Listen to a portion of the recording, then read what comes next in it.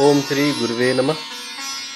दोस्तों, हम सभी की यह इच्छा रहती है कि हमारा जीवन निष्कंटक हो, द्वंद्व रहित हो, हमारे पास पर्याप्त धन हो, यश हो, उस धन के भोग एवं रक्षा हेतु उत्तम संतान हो, हमारे कुल की वृद्धि हो, हमारे जीवन में किसी भी प्रकार की विघ्न बाधा या समस्या ना हो। परंतु क्या ऐसा होता है? संभवतः नहीं। हमें अपने दैनिक जीवन में प्रतिदिन किसी न किसी समस्या, बाधा या परेशानी से दो चार होना पड़ता है। कुछ समस्याएं या परेशानियों को हम अपने बुद्धिबल या सामर्थ्य से हल कर लेते हैं, परंतु बहुत सारी बाधाएं या समस्याएं ऐसी होती हैं जिनका निदान हमारे पास नहीं होता और उन समस्याओं को हम नियत या भाग्य मान लेते हैं। ये समस्याएं किसी भी क्षेत्र से संबंधित हो सकती हैं।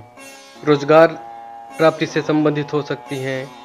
यदि व्यापारी हैं तो व्यापार नहीं चल रहा है, धन की आवक पर्याप्त नहीं है, कर्ज के बोझ तले दबे जा रहे हैं, संतान नहीं हो रही है, असाध्य रोगों से पीड़ित हैं, भयंकर शत्रु उत्पन्न हो गए हैं एवं इसी तरह की तमाम अन्य समस्याएं जिनका समाधान हमारे पास नहीं है।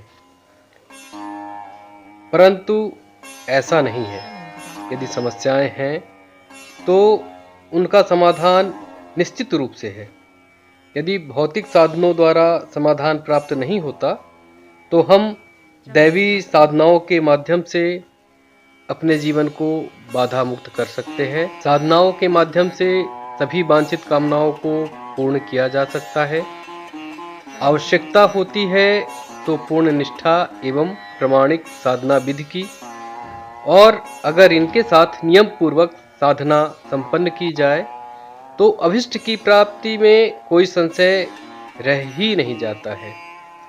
आज मैं आपके समक्ष जिस मंत्र साधना को प्रस्तुत कर रहा हूँ, यह मंत्र मार्कंडेय ऋषि द्वारा रचित दुर्गा सप्तशती ग्रंथ में उपलब्ध है, परंतु उसकी साधना विधि, विनियोग, ध्यान, उस मंत्र के देवता, उस मंत्र की शक्ति इत्यादि कहीं भी सुगमता से उपलब्ध नहीं है एवं संभवतः इस चैनल के माध्यम से YouTube पर यह पहली बार संपूर्णता के साथ प्रकाशित हो रहा है।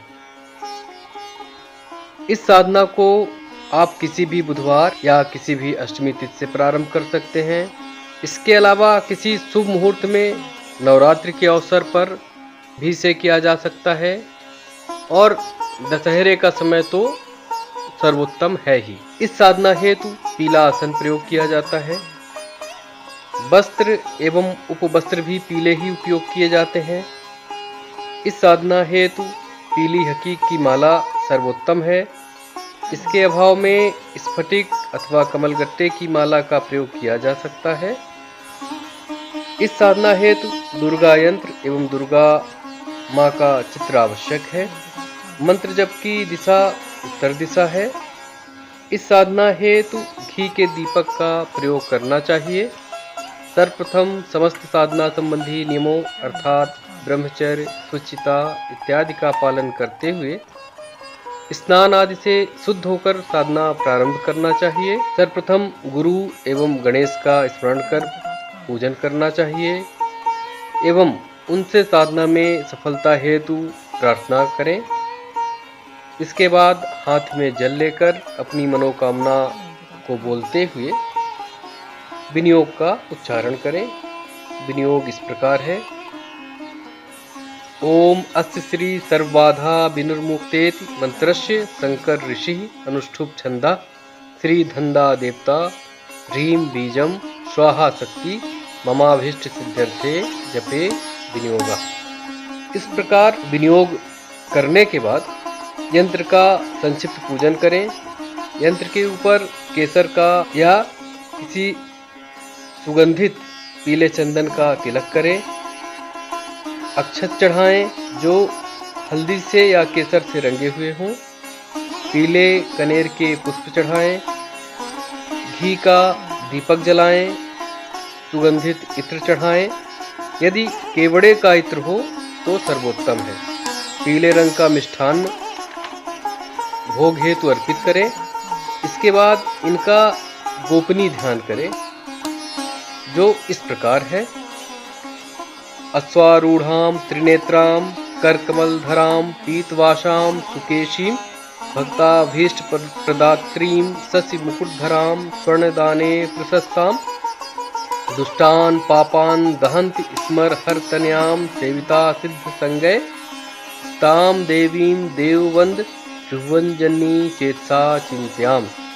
इस प्रकार ध्यान करने के पश्चात देवी के निम्न मंत्र का जप कम से कम 11 माला नित्य के हिसाब से 10 दिन तक करें और 11,000 मंत्र पूरे हो जाएंगे और इस मंत्र की सिद्धि हो जाएगी। मंत्र इस प्रकार है।